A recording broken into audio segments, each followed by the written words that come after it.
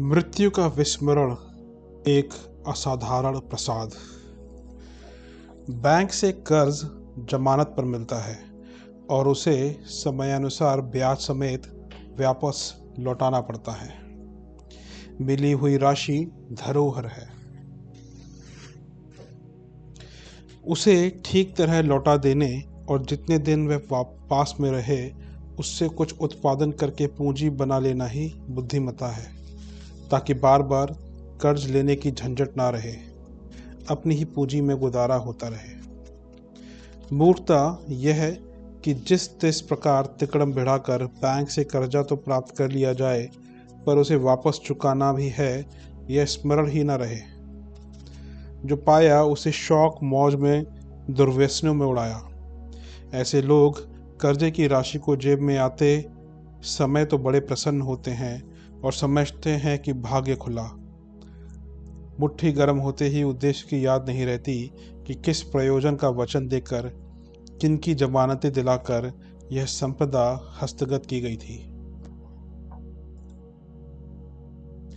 उस काम को भी करना है या भुला दिया जाता है और उससे रंगरेलियां मनाई जाती हैं। फलतः कुछ ही समय में पूंजी निपट जाती है। मनुष्य जीवन ऐसी ही एक धरोहर है। बैंक से लिया हुआ कर्ज यह हर किसी को नहीं मिलता। प्राप्त वे ही कर पाते हैं जो देने वाले तंत्र को यह दोहरा विश्वास दिला देते हैं कि उसका सदुपयोग करके अपना उद्यम खड़ा कर लिया जाएगा और साथ ही एक मुश्त अथवा किस्तों में अमानत को लौटाते रहा जाएगा। उपलब्धि के उद्देश्य को भुला देने वाले अपनी पिछली संपदा को भी गवा बैठते हैं और ना चुकाने पर मिलने वाली प्रताड़ना को सहन करते हैं। मनुष्य जीवन विशुद्ध धरोहर है, जिसे अभिभावकों गुरुजनों की जमानत पर इसलिए दिया गया है कि इस धरोहर का दुरुपयोग नहीं होने दिया जाएगा और वापसी का प्रबंध ठीक समय पर बन पड़े, इसके लिए नियंत्रण रखा जाएगा। किंतु जमानतदार भी जब दुरुपयोग को टुकर टुकर देखते रहते हैं, इतना ही नहीं उल्टे मौज मजा करने की, उड़ा देने की सलाह देते हैं, तो फिर समझना चाहिए कि दुर्भाग्य भरी घटना होने जा रही है। वापसी का विस्मरण इतना बड़ा प्रमाद है कि उसका प्रतिफल चिरकाल तक, जन्म जन्मांतरों तक भुगतना पड़ता है।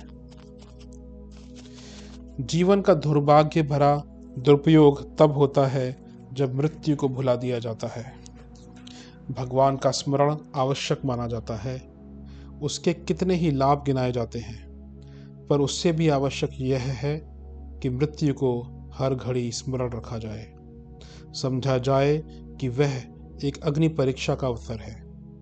उसे बर्बाद नहीं करना है, अन्यथा उस विस्मरण का समय गुजर जाने पर इतना पश्चाताप होता है, इतना प्रायश्चित लगता है, जिसको याद करने भर से ही जी दहल जाए। जीवन की घड़ियां देखते देखते निकल जाती हैं। पेट और प्रजनन ये दो शरीरगत कार्य ऐसे हैं जिनमें व्यस्त रहते हुए यह पता ही नहीं चलता कि 365 दिन वाले कितने वर्ष एक एक करके गुजर गए। बचपन, किशोरावस्था, तरुणाई, प्रौढ़ता के उपरांत वृद्धावस्था तक आधभक्ति है। यह मृत्यु का पूर्व स्वरूप है। वैभव तथा अधिकार सब तरुण उत्तराधिकारियों द्वारा इच्छा या अनिच्छा रहते छीन लिए जाते हैं। अपने शरीर का ठीक प्रकार संचालन अपने बलबूते नहीं हो पाता। इसके निमित्त भी दूसरों का आसरा ताकना पड़ता है। शैशव में जिस प्रकार बड़ों के अनुग्रह से शरीर यात्रा चलती थी, उसी प्रकार बुढ़ापे में छोटों की अनुकंपा पर आश्रित रहना पड़ता है। देने वाले एहसान जताते हैं और लेने वाले को सिर नीचा रखना पड़ता है। प्रत्यक्ष या परोक्ष रूप से गिड़गिड़ाते रहना भी पड़ता है। बचपन और बुढ़ापा दोनों ही अपंगावस्था से हैं। किशोर आयु में तो जोश तो बहुत रहता है पर होश नहीं। मात्र तरुणाई और प्रौढ़ता ही ऐसी अवधि है जिसमें दूरदर्शिता सजग रखी जा सकती है।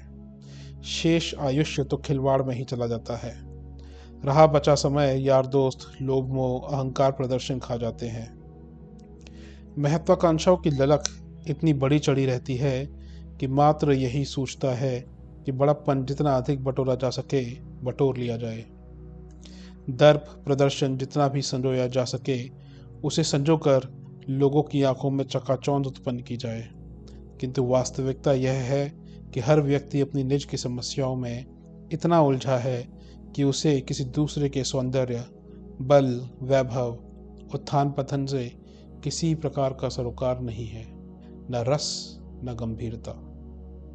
अधिक शोर मचाने पर विवशता की स्थिति में आंख उठाकर देख लेने और उस हुड़दंग पर मुस्कुरा भर देना पर्याप्त समझा जाता है।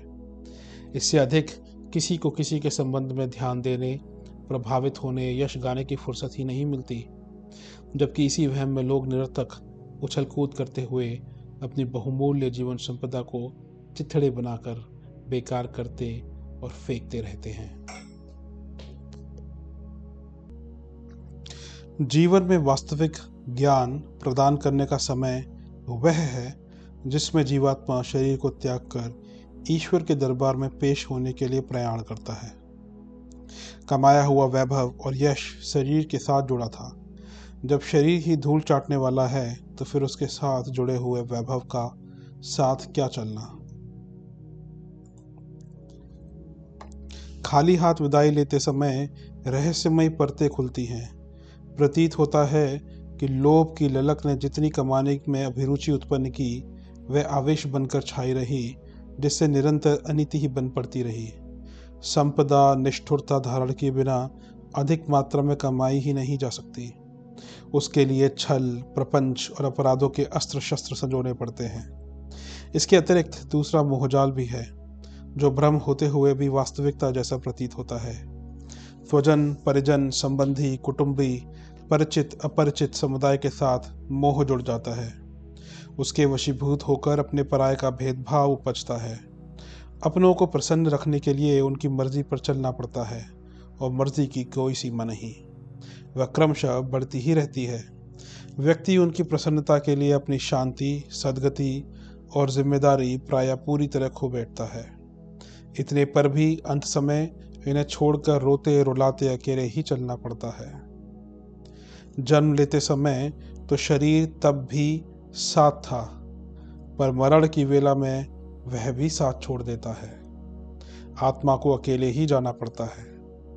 जो देव जीवन किसी अन्य प्राणी को नहीं मिला वह मनुष्य को किसी आशा, उदारता और परीक्षा के रूप में इसलिए दिया गया है कि उससे अपनी पात्रता बढ़ाई जाए और विश्व उद्यान को सींचने में कौशल प्रदर्शित किया जाए।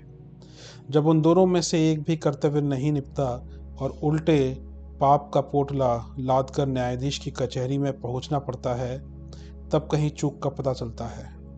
उस प्रमाद का भारी दंड भी भुगतना पड़ता है। अच्छा होता मौत का स्मरण हर घड़ी बना रहता, जो इन बहुमूल्य क्षणों का श्रेष्ठतम उपयोग करने की प्रेरणा देता रहता।